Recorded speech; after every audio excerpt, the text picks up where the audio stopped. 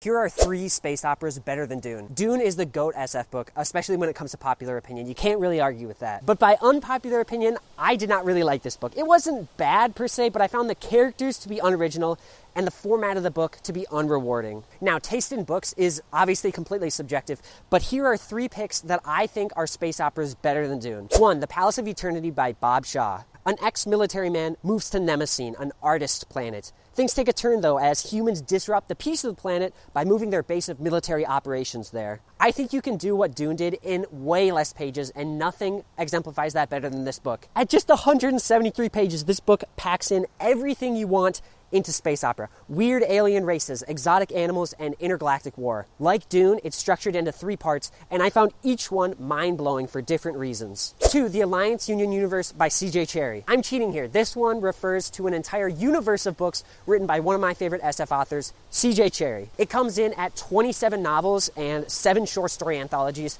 and I haven't read all of them, but for the ones that I did, I ate them up. It takes place in the 3rd and 4th millennium, where there are 3 main powers: Earth, the Alliance, and the Union. Cherryh has gone on record saying that you can read the books in this universe in any order you want, so just find one that sounds interesting and give it a go. If you want a suggestion, though, my favorite one so far is Merchanter's Luck. It's a book about merchanters, which is kind of like the space version of long-haul truckers, and it centers around the merchanters that get sent on a mission much more dangerous than they signed up for. The thing I read Cherryh for, though, is that her universe feels alive.